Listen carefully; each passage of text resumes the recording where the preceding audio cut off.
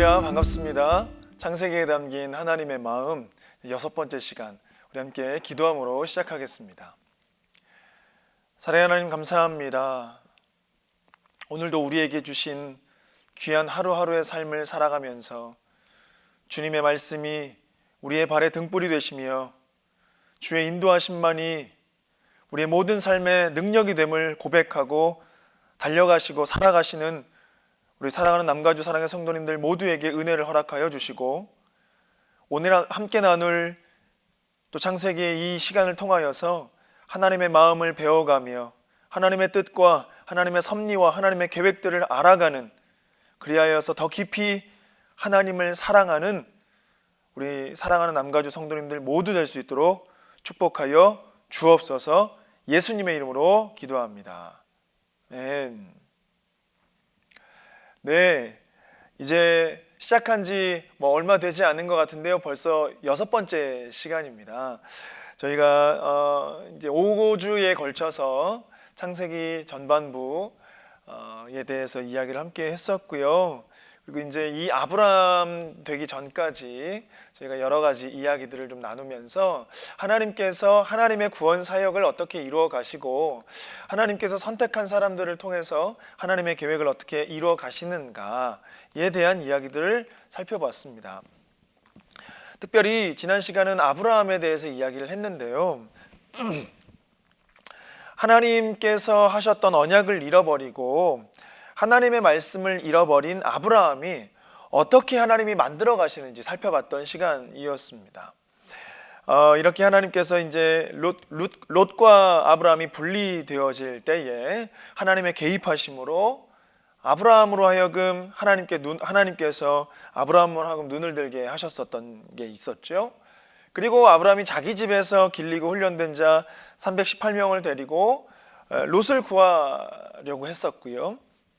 그 후에도 하나님께서 찾아오셔서 언약을 잃어버리고 있었던 아브라함에게 다시 소망을 주시려 하셨는데, 이제 이 아브라함이 하나님께 내가 집에서 길린 자라는 표현을 쓰며 엘리에셀을 상속자로 삼아줄 것을 하나님께 말을 합니다. 하나님의 일이었고 하나님의 비전이었는데 지금 아브라함이 하나님의 비전을 받고 이루어지지 않고 너무 더디게 이루어질 것 같지 않으니까 하나님의 일을 자기의 방법과 자기의 생각과 자기의 일로 바꾸어 버렸습니다. 그럼에도 불구하고 하나님께서 그를 다시 부르셔서 횃불 언약을 통해서 다시금 잃어버린 하나님에 대한 소망과 잃어버린 하나님에 대한 신뢰를 다시 기억하게 하시고 회복하셨습니다. 또한 그 언약의 징표로 할례를 행하게 하셨지요. 이 언약의 징표로 말미암아 할례를 행했던 이 할례는, 이 언약은 횃불의 언약을 통해서 우리가 함께 받지만 이 언약은 아브라함은 지키지 않아도 되는 언약이 됐습니다. 하나님이 아브라함을 잠자게 하시고 홀로 그 사이를 지나가셨기 때문이지. 이제는 이 언약은 하나님만 지키셔야 하고 하나님만 이루실 수 있는 언약이 되었습니다. 근데 이 언약을 왜 표징이 필요하는가? 언약을 함께, 하나님이 혼자 지나가셨지만 대상은 함께였지요.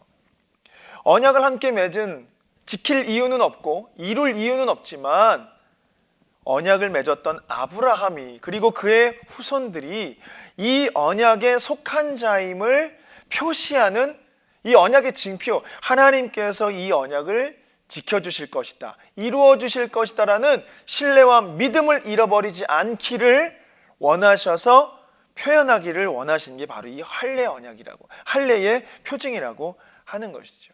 그러니까 할례는 하나님께 속한 자가 되었다라고 하는 표지였습니다. 그렇게 하나님은 계속하여서 인간적이고 불신앙의 사람이었던 아브라함을 믿음의 조상으로 만들어 가시면서 참 하나님을 믿도록 만드셨죠. 믿음의 조상이라기보단 믿어진 조상이라 표현을 제가 했었습니다. 오늘은요, 이 아브라함이 이제 이 믿음의 마지막 관문이라고 해도 과언이 아닐 만큼의 6번째 시간, 여호와 이레의 사건. 창세기 22장 가운데 나오는 이삭을 바치는 사건을 통해서 하나님께서 이 사건을 통해 심어놓으신 하나님의 뜻과 하나님의 마음은 무엇인지 발견하는 시간이 되기를 축복합니다. 그러면 먼저 보는 것은 시험을 받은 아브라함, 이 창세기 22장의 내용을 좀 전반적으로 살펴봐야 하겠는데요. 1절부터 18절까지의 말씀입니다. 제가 봉독하여 읽어드리겠습니다. 그 일 후에 하나님이 아브라함을 시험하시려고 그를 부르시되 아브라함아 하시니 그가 이르되 내가 여기 있나이다. 여호와께서 이르시되 내 아들 내 사랑하는 독자 이삭을 데리고 모리아 땅으로 가서 내가 내게 일러준 한 산 거기서 그를 번제로 드리라. 아브라함이 아침에 일찍이 일어나 나귀의 안장을 지우고 두 종과 그의 아들 이삭을 데리고 번제에 쓸 나무를 쪼개어 가지고 떠나 하나님이 자기에게 일러주신 곳으로 가더니 제3일에 아브라함이 눈을 들어 그곳을 멀리 바라본지라. 네, 오늘 18절까지 말씀을 읽어야 되지만 하나씩 한 절씩 살펴볼 것이니까요. 저희가 한 절 한 절을 보면서 더 자세히 보도록 하겠습니다. 사실은 이 창세기 22장의 말씀은요, 사실 할 얘기가 굉장히 많이 있어요. 하나님께서 이 아브라함을 믿음의 사람으로 만들어 오셨던 이유가 바로 사실 창세기 22장 이 사건 때문에 하나님이 아브라함을 만들어 오신 거거든요. 또한 이 장면을 통해서 하나님께서 이 구원 사역을 어떻게 이루어 가시는지에 대한 명확한 계획을 보여주시고 동시에 하나님 아버지의 마음을 볼 수 있는 본문이 오늘의 본문입니다. 한번 말씀의 순서에 따라서 살펴보도록 하겠습니다. 먼저 1절입니다. 그 일 후에 하나님이 아브라함을 시험하시려고 그를 부르시되 아브라함아 하시니 그가 이르되 내가 여기 있나이다 라고 얘기를 해요. 하나님께서 아브라함에게 그토록 원했고 바래왔던 약속의 아들 이삭을 주셨습니다. 그리고 하나님께서 할례를 행하라, 8일 만에 할례를 행하라 라고 하는 아브라함은 약속의 말씀 표징을 듣고 그 자리에서 아브라함과 이스마엘은 바로 할례를 했지만 이제 이삭은 낳고 난 이후에 8일, 첫 번째로 8일 만에 할례한 자가 이삭이었다라는 이야기도 지난번에 했었죠. 그렇게 통해서 하나님께서 아브라함에게 이삭을 주셨습니다. 그리고 참 하루하루가 또 한 해 한 해가 지날수록 하나님을 향한 감격과 감사가 더 커졌을 거예요. 하나님 이 약속의 아들 이삭을 주셔서 감사합니다. 이루어지지 않을 것처럼 제가 생각했었는데 나의 방법으로 엘리에셀을 들이밀고 이스마엘을 낳고 나의 방법들을 계속했었는데 결국 하나님께서 하신 언약은 성취되어지는군요. 하루하루 한 해 한 해를 지나가면서 이삭을 보면서 그를 키우면서 하나님 앞에 감사와 감격이 더하여졌을 겁니다. 커졌을 겁니다. 그런데 갑자기 하나님께서 아브라함을 시험하시기 위해서 부르셨지요. 하나님이 아브라함을 시험하시려고 부르셨습니다. 근데 이 말씀은요, 추상적인 거나 애매한 말씀이 아니라 오히려 정말 깜짝 놀랄 말씀인 거예요. 왜냐면요, 하나님께서 주님의 은혜와 주의 주권 가운데에 하나님의 자녀를 친히 다루어 주시겠다라는 거예요. 이가 나를 향한 믿음이 있는가 없는가 친히 하나님께서 다루어 주시겠다라고 하는 것입니다. 하나님은 아브라함을 믿음의 사람으로 만들어 가시고 확인하시기 위해서 하나님께서 지금 그를 부르셨다는 거예요. 네, 이건 참으로 놀라운 표현인 것입니다. 그러니까 하나님을 아버지로 아브라함을 자녀로 표현하셨다라는 거예요, 지금.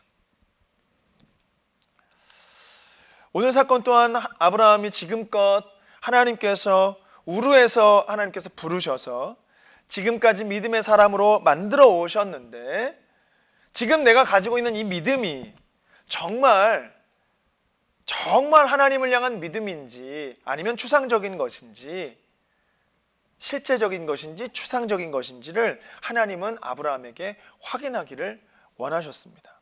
그리고 이것이 실제로 아브라함의 실제 고백과 또한 행동으로 옮겨지기를 원하시며 시험하시려고 그를 부르셨던 것입니다.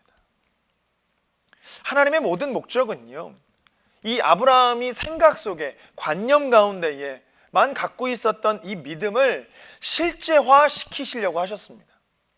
아브라함의 삶의 전반적인 부분에 있어서 하나님께서 아브라함이 믿음을 잃었을 때, 기억하지 못할 때, 언약을 잃어버렸을 때 찾아오셔서 불러내 하늘의 별을 봐라, 바다의 모래를 봐라 이러면서 언약을 통해, 표징을 통해 계속하여서 아브라함에게 믿음을 불어넣어 주셨던 이유는 관념과 생각 속에서 추상적인 것 안에서 자기의 방법과 자기의 의 안에서 이 믿음을 만들어 가시길 원하지 않으셨고, 실제적으로 하나님께서 말씀하신 것에 대해서 믿고, 그리고 그 믿음에 대한 표현이 어디까지 표현할 수 있는지 실제적인 표현을 하나님 보시기 위해서 하나님께서 이 시험을 하셨다는 것이죠.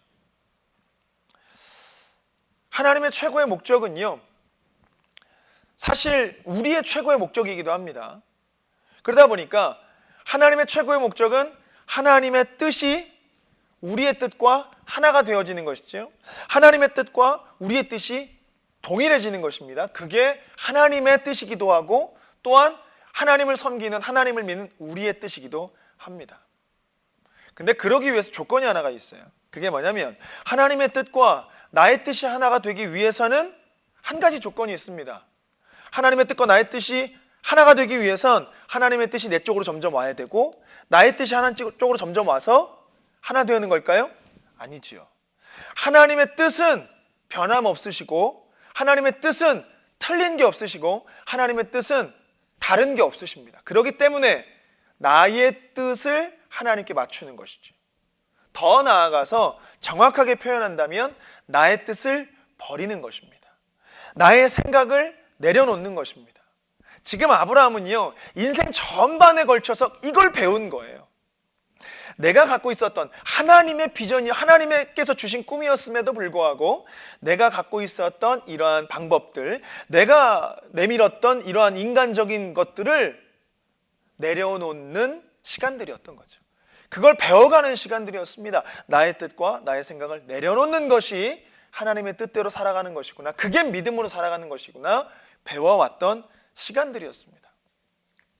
하나님께서 찾아오셔서 하나님이 일방적으로 하셨던 이 언약의 말씀을 통해 당장은 눈에 보이던 약속을 주시겠다는 이 땅과 아들의 약속, 이것만 이루어지면 되는 것이어서, 사실은 아브라함은 하나님의 깊은 뜻을 알지 못한 채, 아니 정확하게는 하나님을 알지 못한 채 자신의 방법과 자기의 생각들로 하나님의 일들을 이루어 가려고 했던 아브라함의 모습이었습니다. 그런 아브라함을 이제 하나님께서 부르시는 것이에요. 그랬더니 아브라함이 무엇이라 대답하였나요? 내가 여기 있나이다 대답했어요. 사실 이 고백은요, 이 대답은요, 저희가 성경을 알고 있기 때문에 이게 어떠한 대답인지를 알고 있는 거예요. 하나님께서 나를 무슨 이유가 있어서 부르시는 거야? 왜 부르시는 거지? 하나님 또 오늘은 무슨 말을 하시려고 나를 부르시는 거지? 그런 뜻이 아닙니다. 그게 아니고, 이전과 전혀 다른 모습으로 반응하고 있는, 하나님께 반응하고 있는 아브라함의 표현인 것이죠. 내가 여기 있나이다.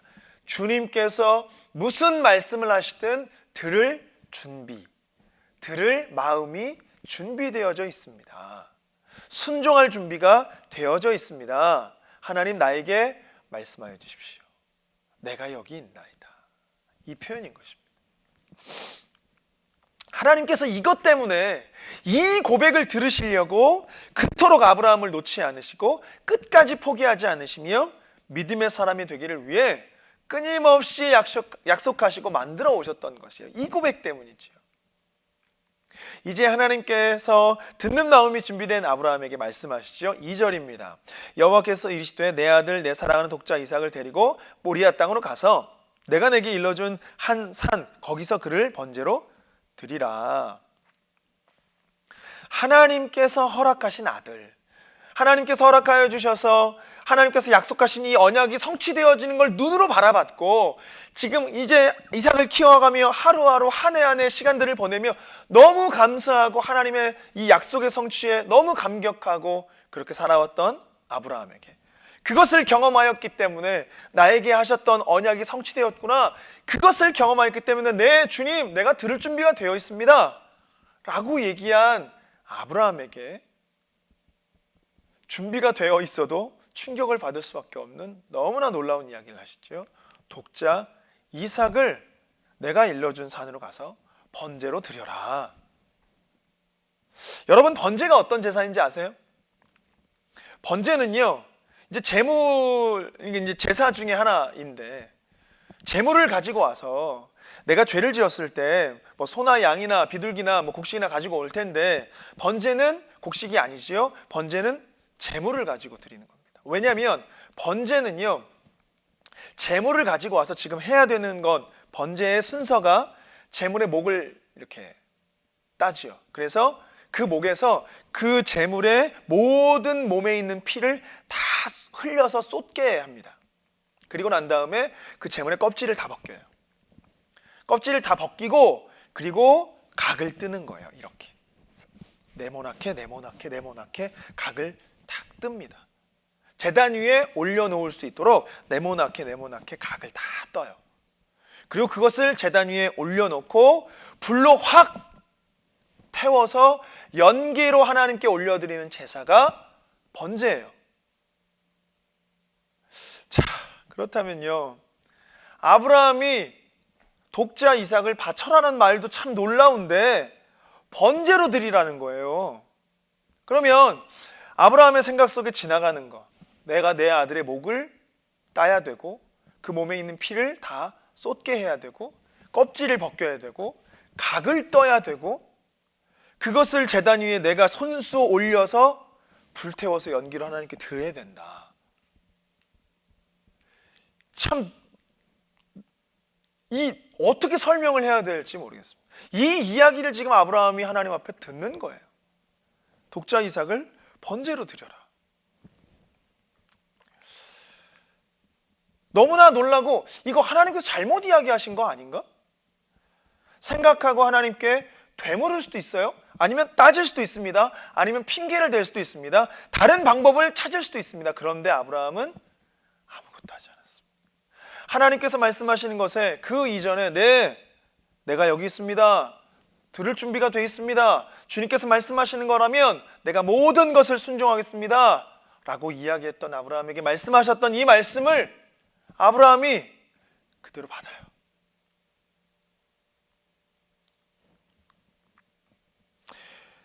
이 말도 안 되는 요구 앞에 아브라함은 하나님께 따지지 않았습니다.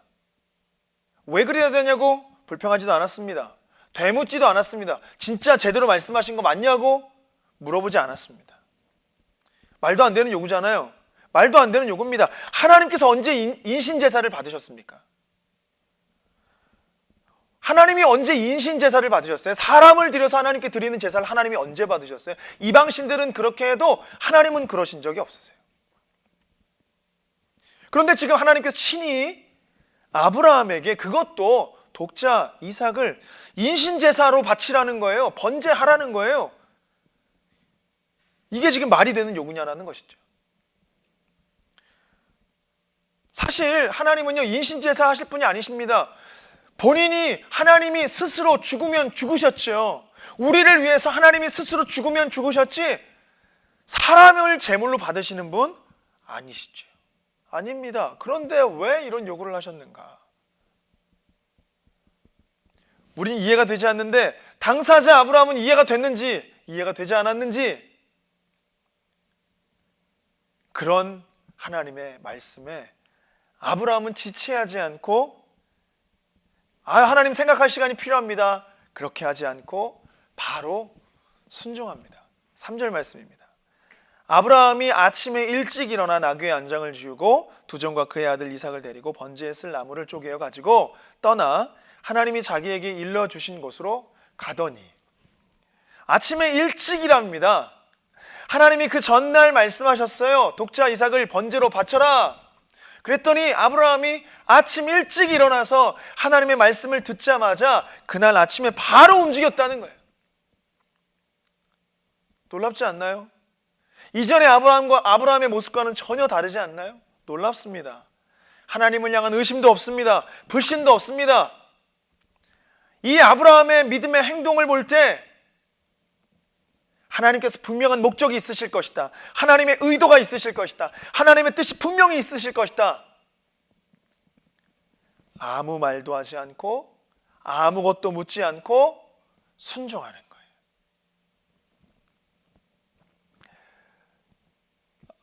성가곡 중에 제가 제목으로만도 너무나 큰 감동을 받았던 찬양이 하나가 있어요. 그게 뭐냐면 주님은 옳습니다 라는 곡이에요. 주님은 옳습니다. 가사의 내용도 있지만 이 제목 하나가 제 마음을 너무나 휘어감는 거예요. 나를 지나치셔도 주님은 옳습니다. 내 모든 상황에 응답하지 않으셔도 주님은 옳습니다. 주님이 옳습니다라고 하는 전제가 우리 안에, 신앙 안에, 믿음 안에 이것이 시작이 되어 살지 않으면 아브라함의 이전 모습과 같이 하나님의 일이고 하나님의 섭리이고 하나님의 계획임에도 불구하고 주님은 옳습니다라는 고백이 내 신앙 앞에 시작이 되지 않으면 내 방법을 가지고 내 생각을 가지고 내 뜻을 가지고 하나님도 판단하려고 하는 자리에 서는 게 우리의 모습이라는 것이죠. 그런데 지금 아브라함은 이 모든 것을 내려놓고 나의 생각, 나의 판단, 나의 기준, 내가 이해되지 않는 것, 하나님은 인신제사 받으시는 분이 아님에도 불구하고 말도 안 되는 요구 앞에서도 묻지도 않고 아무 말도 하지 않고 그냥 요구하시는 하나님 앞에 주님은 옳습니다.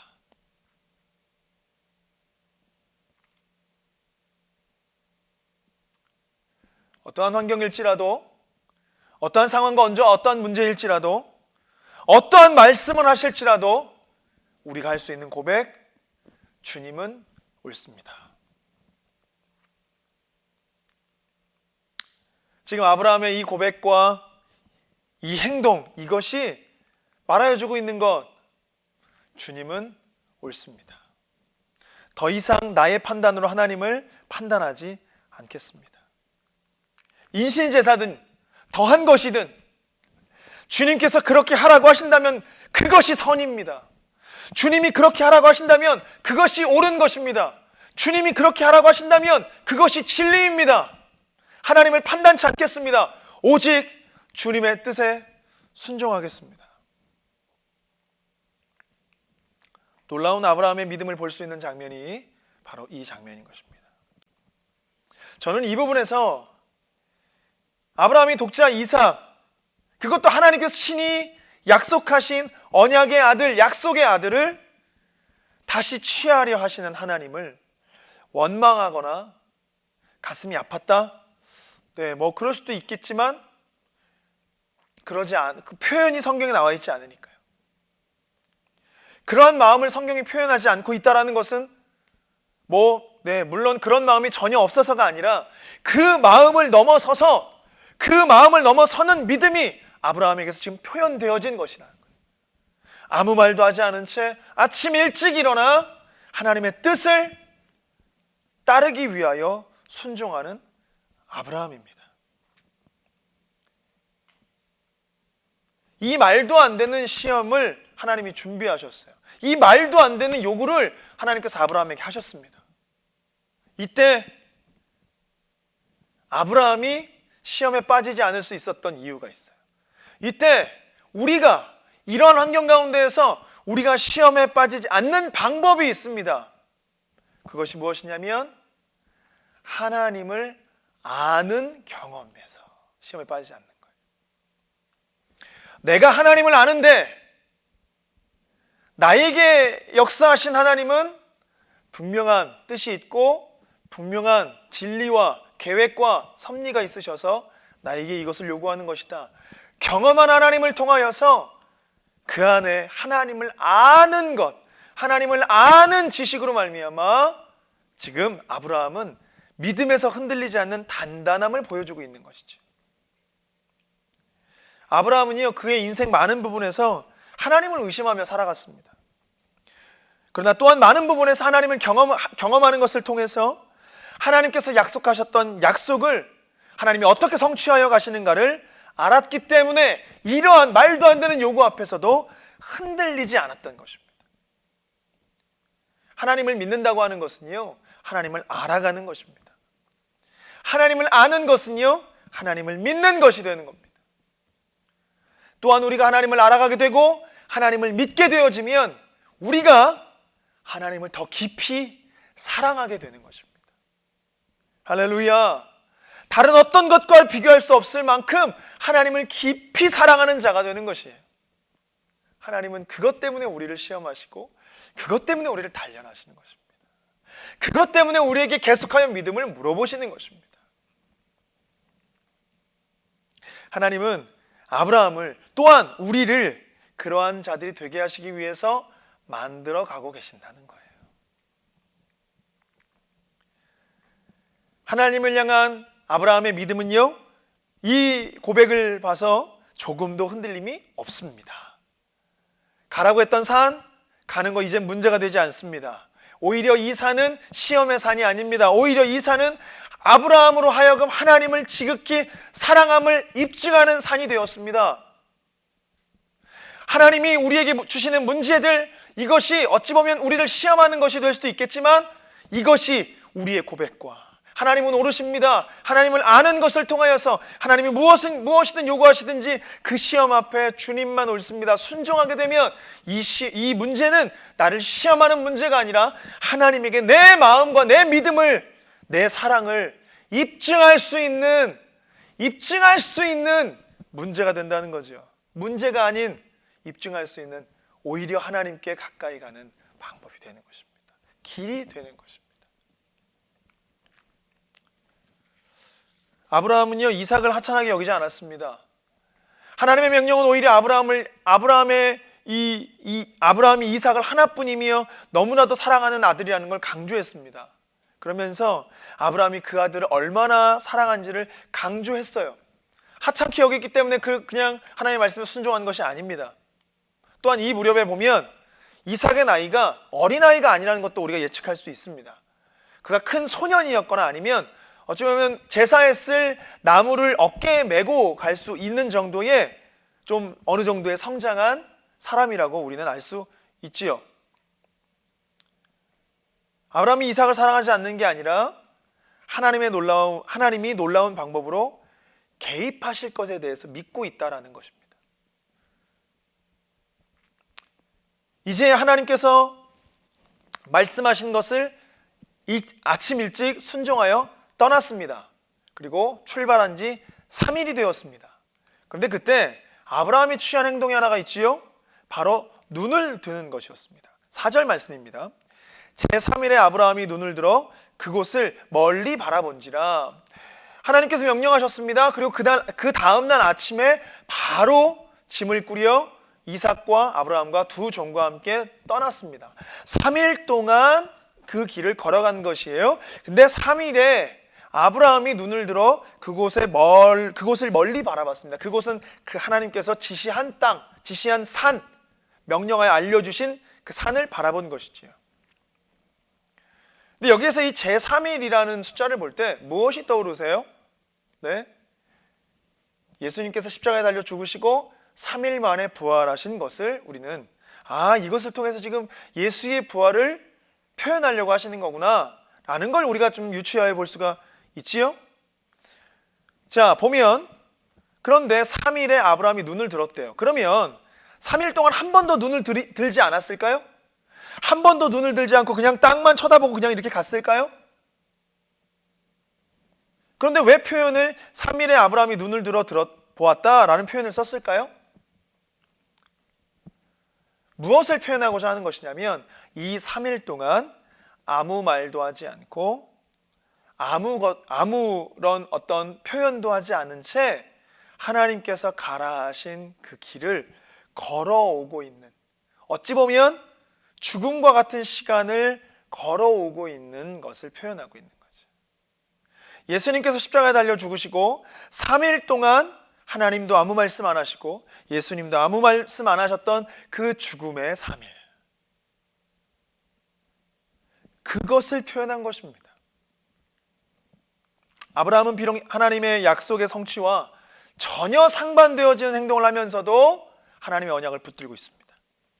그렇기에 그는 하나님께 질문도 하지 않았던 것이죠. 아브라함도 이삭도 그들의 종들도 아무도 말하지 않았습니다. 영적으로도 침묵하였습니다. 아들 이삭은 아버지 아브라함 앞에서 잠잠하였고 아버지 아브라함은 하나님 앞에서 잠잠하였습니다. 진정한 믿음이라고 하는 것은요, 어떠한 설명이 없어도 이해가 되어지지 않아도 그럼에도 불구하고 모든 상황과 어려운 환경 가운데에서 하나님의 말씀을 그대로 취하여 행동하는 것, 이게 진정한 믿음이 되겠죠. 하나님께서 무엇을 하실 것인지, 우리에게 무슨 말씀을 하실지, 하나님께서 우리 가운데에 믿음을 보기를 원하실 때에는 어떻게 행하라, 이렇게 행하라, 저렇게 행하라, 그것보다는 단지 하나님 스스로를, 하나님이 누구신지를 우리에게 드러낼 뿐이십니다.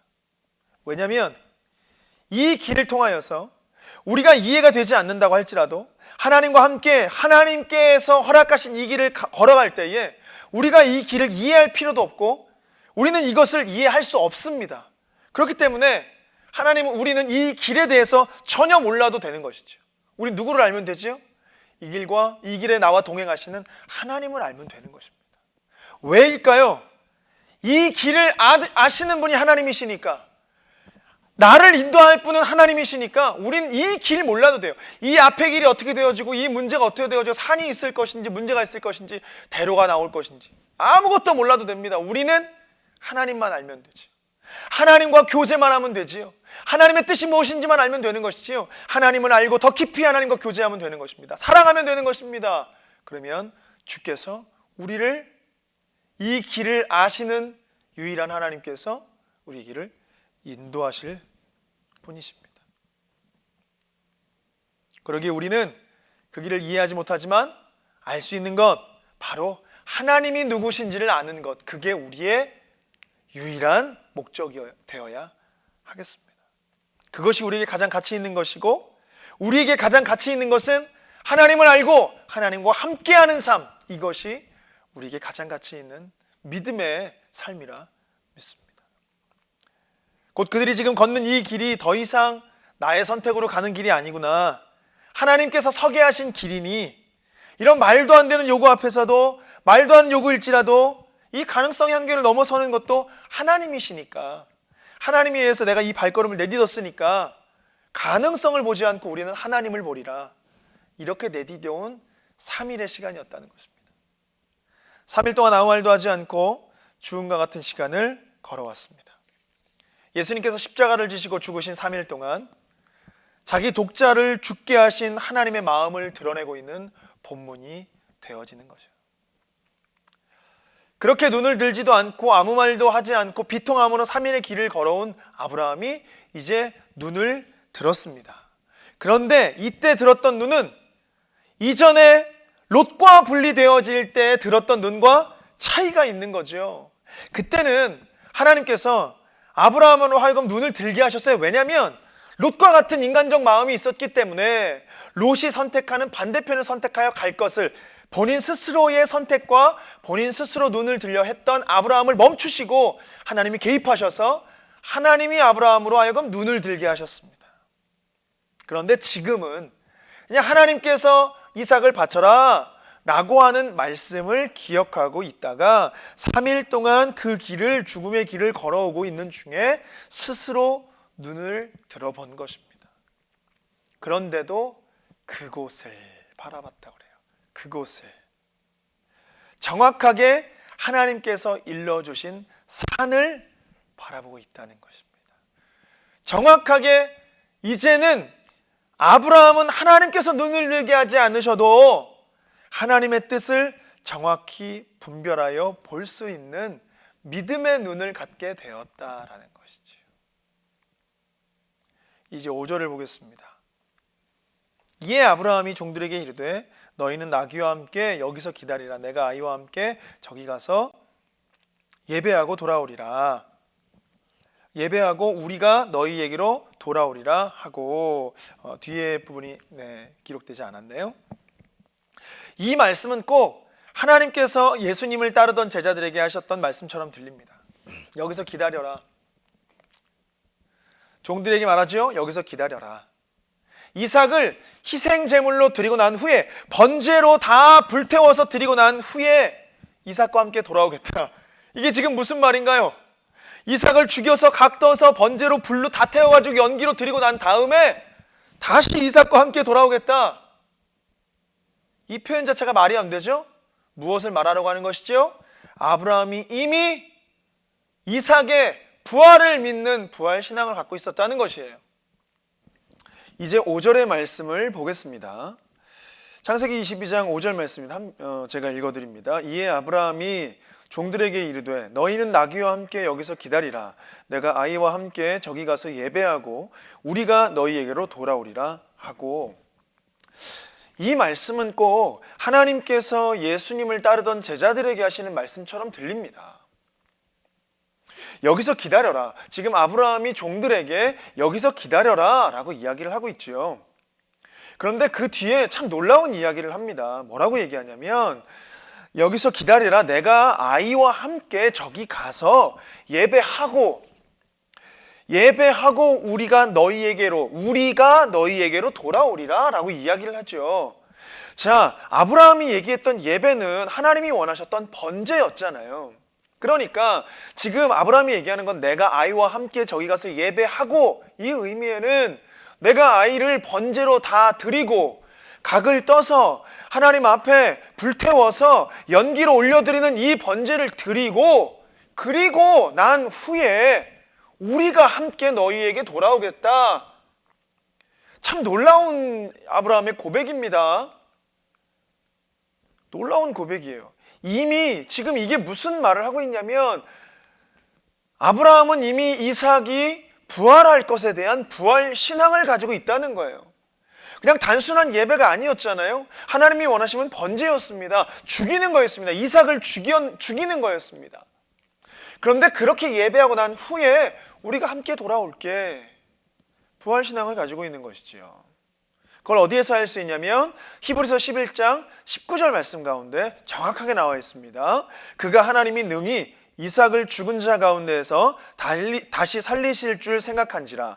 비유컨대 그는 죽은 자 가운데서 도로 받은 것이니라. 아브라함은 지금요, 이삭을 번제물로 바치면 다 각을 떠서, 내가 지금 죽였는데 각을 떠서 불로 태워서 하나님께 연기로 올려드리면 다시 부활할 것에 대한 생각을 가졌다는 거예요. 참 이게 놀라운 것이지요. 그런데도 히브리서 11장 9절 말씀 가운데 무엇이라고 얘기하냐면, 그런데 사실상은 죽이지 않았잖아요. 죽이지 않았음에도 불구하고 아브라함이 하나님께서 말씀하신 것을 순종하기로 마음 먹는 순간 이삭은 이미 죽은 거나 마찬가지다라는 거죠. 그래서 하나님께서 명령하셔서 독자 이삭을 바쳐라, 하겠습니다 라고 마음 먹은 순간 이삭은 죽은 것이고, 그 3일의 거리 동안, 3일의 길을 오는 동안 3일의 시간, 죽음의 시간을 걸어왔던 아브라함은 이미 이삭은 바쳐진 것이니, 실제로 죽이진 않았지만 죽은 자 가운데서 도로 받은 것으로 아브라함은 이삭을 부활신앙 가운데 다시 받은 것입니다. 아브라함은요, 이러한 믿음 가운데에서, 이러한 하나님을 향한 믿음 가운데에서 이삭을 드렸기 때문에요, 흔들림이 전혀 없었던 것입니다. 왜냐하면 하나님을 너무 잘 알고 있었기 때문에요. 막으실 분이야, 하나님은 원하시지 않으실 분이야, 독자 이삭을 주셨는데 왜 나에게 이런 걸 요구하셔? 무슨 뜻이 있겠지. 그냥 그 차원이 아니라 정말 내가 이삭을 죽여도, 내가 정말 번제로 이삭을 바쳐도 하나님은 나에게 내가 원해서 받은 아들이 아니고 하나님의 약속을 이루시기 위해서 주신 아들을 내가 죽여도 하나님은 다시 부활하게 하셔서 살리셔서 나에게 다시 주실 것이다. 하나님을 믿는, 이해되지 않는 상황 가운데에서도 하나님을 믿는 믿음이 있었기 때문에 아브라함은 하나님의 요구 앞에 전혀 흔들림이 없었던 것입니다. 이제 아브라함이 종들을 기다리라 두고 단 둘이서, 이삭과 단 둘이서 하나님께서 말씀하셨던 그 산을 오르고 있습니다. 그 후에 아브라함이 이제 번제단을 다 쌓고 번제물을 드리기 위해서 이삭을 붙잡죠. 그런데 희한하게 이삭은 아무런 저항도 하지 않은 채 순종함으로 아버지 아브라함에게 붙잡힙니다. 그리고 아브라함이 칼을 들어 정말 이삭을 죽이려 했습니다. 이건 실제로 번제를 드린 것입니다. 그런데 그때 급하게 하나님께서 막으시고 준비하신 어린 양을 보여주시는 거예요. 아브라함에게 주시는 거예요. 그리고 이제 아브라함에게 이삭 대신하여 네가 독자 이삭도 나보다 독자 이삭을 사랑하지 않고 독자 이삭보다도 나를 더 사랑함을 내가 이제 알았다 라고 하시며 주신 이 어린 양을 대신, 이삭 대신 번제로 드리면서 그 제단의 이름을, 그 땅의 이름을 여호와 이레라 불렀습니다. 이 여호와 이레 참 놀라운 표현이지요. 우리가 잘 알고 있는 뜻처럼요, 여호와 이레 하나님께서 준비하셨다라는 거예요. 여호와 이레 하나님께서 준비하셨다. 근데 하나님께서 무엇을 준비하셨는가? 어린 양을 준비하셨죠. 자, 그 얘기를 좀 뒤편에서 가서 하고요. 이 여호와 이레, 여호와의 이름에 대한 이야기를 좀 한번 해보겠습니다. 자, 이 여호와 이레 중에 사실은 여호와 이레가 하나님의 이름이지만 원래는 여호와만 하나님의 이름이잖아요. 그 여호와 이레가 붙은 이것이 전체가 하나님의 이름이 아닙니다. 그럼에도 불구하고 하나님은 이것을 자신의 이름으로 삼으셨어요. 자, 그런데 이 여호와 이레의 이름을 좀 본다면요, 사실은 이 여호와 이레가 아브라함이 하나님의 뜻을, 하나님의 말씀을 듣고 그것에 순종하려고 하였고 진짜 순종한 것이지요. 이삭을 죽이려 했으니까요. 근데 그 가운데에서 하나님의 언약을 다시 확인하고 하나님께서 약속하신 바를 다시 확인하고 그가 나의 하나님은 이런 하나님입니다. 신앙 가운데서, 믿음 가운데서 나를 인도하시는 하나님은 이러하신 분입니다 라고 고백한 이 신앙 고백이 여호와 이레입니다 라고 한 거예요, 지금 아브라함이. 그러니까 쉽게 말해서 여호와 이레는 아브라함의 신앙 고백이었습니다. 그런데도 놀랍게도 이러한 아브라함의 신앙 고백을 지금 하나님은 자신의 이름으로 삼으셨다는 게 굉장히 놀라운 사실인 거예요. 이 여호와의 이름들, 우리가 잘 아는 여러 가지 이름들이 있지요. 오늘 이 말씀 여호와 이레 있고요, 여호와 샬롬 있습니다. 여호와 니시도 있습니다. 여호와 라파도 있습니다. 여호와 삼마도 있습니다. 여호와 츠드케누도 있어요. 여호와 어쩌고, 여호와 어쩌고가 있는 거예요. 준비하시는 하나님, 평화의 하나님, 승리의 하나님, 치유의 하나님, 우리와 함께 하신 하나님, 의로우신 하나님, 어떤 하나님인지를 설명하고 있는 하나님의 이름들. 그런데 이게 사실은 하나님의 속성을 설명하는 이름이기도 하지만요, 이것을 하나님을 믿는 사람이, 하나님께서 선택한 사람이 나의 하나님은 이런 하나님입니다 라고 고백한 신앙 고백이 하나님의 속성, 하나님의 이름이 되었다라는 것이에요. 이 놀라운 사실이지요. 놀라운 사실입니다. 정말 하나님께서 선택한 사람들이 위기와 어려움을 만났을 때, 그런데도 불구하고 그 속에서 하나님의 건지심과 하나님의 인도하심과 하나님을 경험하여 하나님의 구원을 경험했던 사람들의 고백이 하나님의 이름이 되었다는 거예요. 전 여기에서 너무나 큰 위로를 받는 거예요. 여기에서 너무나 큰 소망을 발견하는 것입니다. 왜냐하면 지금도 제가 믿기로는 하나님께서 이 어려운 환경 가운데에서 치열하리만큼 싸워내야 되는 이 믿음의 삶 가운데서 우리의 발걸음 속에서 그 발걸음 가운데에 믿음만 고백할 수는 없지만, 그럼에도 불구하고 내가 믿음의 사람이기에, 그럼에도 불구하고 하나님을 섬기는 사람이기에 하나님을 고백하며 믿음을 고백하며 신앙을 고백하는 우리의 이 신앙의 고백들을 하나님은 지금도 여전히 우리 하나님의 이름으로 삼으신다고 저는 믿기 때문입니다. 아주 자랑스러워하시며 우리의 신앙 고백을 여전히 하나님은 자신의 이름으로 삼으신다고 저는 믿는 것입니다. 그런데 여기에서 이제 보면요, 한 가지 더 살펴보면 하나님께서 여호와 이레 준비하셨다. 근데 무엇을 준비하셨죠? 바로 어린 양을 준비하셨습니다. 이삭 대신하여 드릴 어린 양. 네, 이걸 준비한 거잖아요. 근데 사실은 이 장면은요, 그냥 단순하게 이삭을 대신하여 드릴 어린 양만을 하나님이 주신 것이, 보여주신 것이 아니고요, 단순하게 아브라함에게만 그냥 국한되어진 하나의 사건이었다라고 볼 수 없고요, 이 장면은 하나님께서 우리의 죄 대신한 대속제물로 예수 그리스도를 십자가에 달리게 하시겠다는 모형을 보여주고 있는 것입니다. 이 어린 양은 즉 예수 그리스도를 나타내고 있는 것이에요.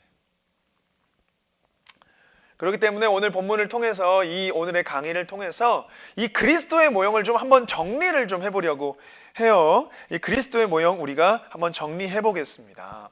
첫 번째로 우리가 본다면 모리아 땅으로 가서 내가 내게 일러준 한 산이라는 게 나와요. 근데 제가 이제 옆에 뭐라고 썼냐면 갈보리산이라고 써놨어요. 이 한 산, 하나님께서 일러주신 한 산이 도대체 어디를 가리키는 것인지 이 아브라함의 사건 가운데에는 정확하게 나와 있지 않습니다. 그러나 우리는 알고 있어요. 이 산은 어디를 가리키는가? 예수님께서 십자가에 달려 죽으신 갈보리 산이라는 것을 우리는 알 수 있는 거예요. 왜냐면요, 이삭은 예수 그리스도의 모형입니다. 아브라함은 하나님 아버지의 모형으로 등장하는 거예요. 이 하나님의 이해할 수 없는 요구 앞에서도 독자 이삭을 아끼지 않는 아브라함과 우리의 죄를 위해서 독자 예수 그리스도를 아끼지 않으시는 하나님을 함께 드러내고 있는 거예요, 모형적으로. 그래서 사실은 이 창세기 22장 이 사건은요, 두드러진 인물이 이삭이 아닙니다. 아브라함입니다. 이삭은 단순히 이 아버지의 뜻에 순종한 아들로 나타나는 거지요. 그리고 여기서 사실 강력한 이미지 나타나는 것은 아버지 아브라함의 심정, 비통한 심정, 독자 이삭을 바칠 수밖에 없는 그 비통한 심정을 통하여서 보여주고자 하는 것은 하나님 아버지의 마음이라는 거예요. 또한 아브라함과 이삭의 이 대화를 통해서 이 하나님과 예수 그리스도, 아들 되신 예수 그리스도의 대화를 우리는 유추할 수 있는 것이며, 이 아브라함이 이삭을 제물로 바치기 위해 묶었을 때에도 말없이 아버지 아브라함에게 순종하는 이삭의 모습을 통해서 이 하나님께서 말없이 묵묵히 온 인류의 죄악을 담당하시기 위해서 채찍 맞으시고 고난당하시고 십자가를 지신 순종하고 계시는 예수님의 모습을 보여주고 있기 때문인 것입니다. 또한 우리가 한 가지를 더 봐야 되는 것은 무엇이냐면, 이 3일길이라고 하는 3일길을 걷고 있는 이삭의 모습을 좀 본다면, 그가 어떻게 3일길을 걷고 있나, 번제를 위해서 나무 장작을 짊어지고 이삭이 3일길을 걸어가고 있습니다. 근데 그 3일길을 걸어가는 이삭은 몰라요. 이 장작이 자기를 번제로 드리려고 하는 장작인 걸 몰라요. 그러나 예수님은 이 모형을 통하여서 볼 수 있는 것은, 예수님은 자신이 십자가에 달려 죽으시기 위해서 나무 십자가를 메고 그 길을 걸어가시는 거죠. 이 모형을 통해서 예수님이 십자가 지심을 보여주고 있는 것입니다. 십자가를 짊어지시고 갈보리 언덕을 오르신 예수님을 이삭이 번제 장작을 메고 걸어가고 있는 3일길을 통해 보여주고 있는 것이죠. 또한 창세기 22장 8절 말씀에 보면요, 아브라함이 이르되 내 아들아 번제할 어린 양은 하나님이 자기를 위하여 친히 준비하시리라 하고 두 사람이 함께 나아가서 라고 되어 있어요. 여기에서 이제 아브라함이 이 밑줄 그은 하나님이 자기를 위하여 친히 준비하시리라 라고 하는 이 부분을 좀 우리가 좀 살펴봐야 되겠는데요. 두 가지 의미가 이 말 속에는 담겨져 있습니다. 첫 번째는 무엇이냐면요, 하나님이 이삭을 대신하여 어린 양을 준비하셨다라는 뜻입니다. 그렇죠?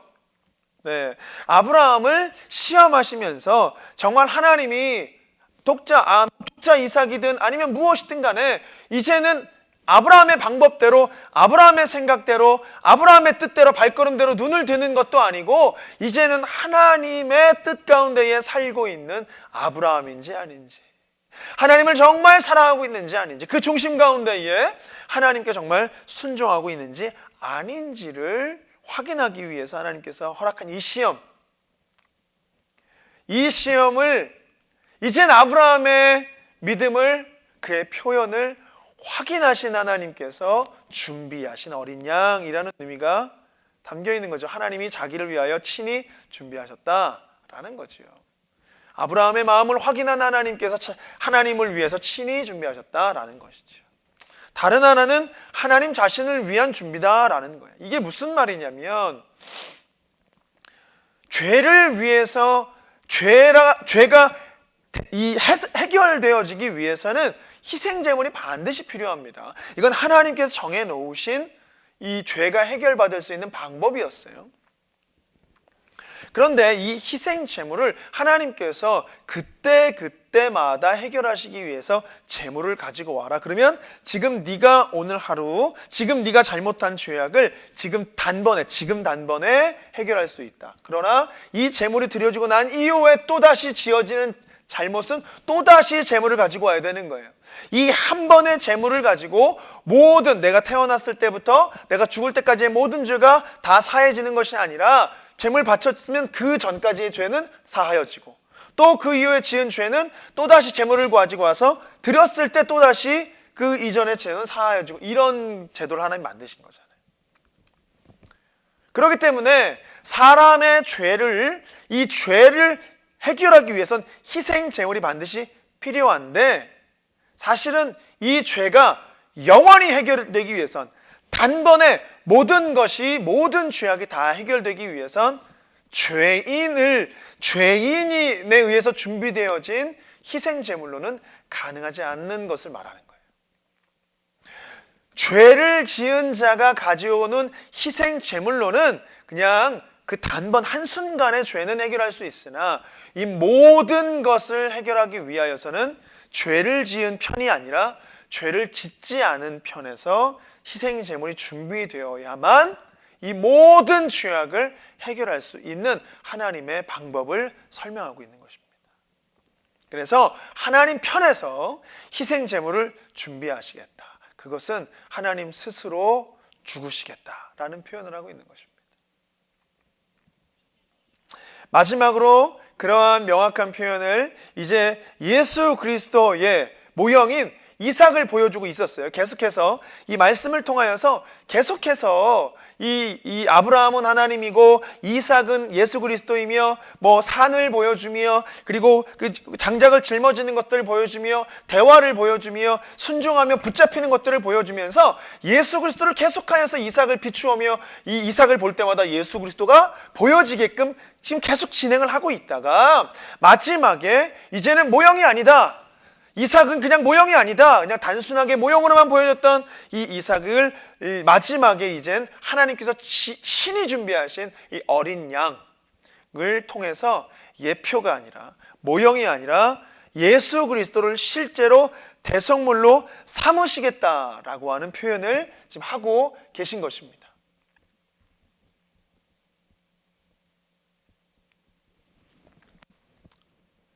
그러기에 오늘 우리가 함께 이 말씀 전체 창세기 22장의 말씀을 보면서 하나님께서 이삭을 통해서, 아브라함을 통해서, 여호와 이레의 이 사건을 통해서 얼마만큼 인류를 사랑하시고 얼마만큼 인류를 구원하고 싶으신지, 예수 그리스도, 아니 하나님이신 자신이 스스로가 이 땅에 내려오셔서 죽으셔야만 이 문제가 해결할 수 있음을 아시고, 그것을 보여주시기 위해서, 그것을 나타내 주시기 위해서 아브라함을 사용하셔서 지금 오늘 사건, 여호와 이레의 사건을 통해 하나님이 하나님의 사랑을 보여주고 계시다라는 것입니다. 그러기에 오늘 우리가 함께 보았던 이 창세기는 굉장히 중요한 예수님을 예표하고 또한 예언을 하고 있는 하나님의 정말 진한 마음을 볼 수 있는 장면인 것입니다. 할렐루야. 네. 오늘 말씀을 통해서 많은 또 은혜가 되셨는지 모르겠습니다. 이제 이렇게 예수 그리스도의 모형으로 이제 이삭과 아브라함과 이 여호와 이레의 사건이 드러났지만요, 그럼에도 불구하고 이 이삭이라고 하는 인물은요, 또한 하나님의 그 구원 사역을 이루어가는 아브라함의 대를 잇는 2대 족장으로서 하나님께서 그를 어떻게 만들어 가시는지 또 우리가 좀 살펴봐야 함이 있겠습니다. 물론 이 아버지 아브라함과 이삭의 아들 야곱과 같이 이 내용적으로나 분량적으로도 많은 비율을 차지하지는 않고 있어요, 이 이삭이라는 인물이. 그럼에도 불구하고 그 삶 안에, 이삭이라는 삶 안에 하나님께서 담아 놓으신 그 은혜와 그 마음들을 좀 나누기를 원합니다. 좀 짧게 진행이 되겠지만요, 그리고 이제 야곱을 넘어가서 다음 시간 7강 시간 때에는 이삭과 야곱의 이야기를 함께 나누도록 하겠습니다. 네, 그럼 오늘 강의는 여기에서 기도함으로 마치도록 하겠습니다. 기도하겠습니다. 살아의 하나님, 감사합니다. 창세기를 통하여서 창세기에 담긴 하나님의 마음을 한 걸음 한 걸음 우리가 살펴보고 있습니다. 오늘은 여호와 이레, 하나님께서 준비하셨다, 이 아브라함의 신앙의 고백을 통하여서 하나님께서 담아 놓으신 예수 그리스도를 드러내고자 하시는, 또한 십자가의 사건과 십자가의 죽으심과 부활의 사건을 담아 놓으신 하나님의 마음을 함께 살펴보았습니다.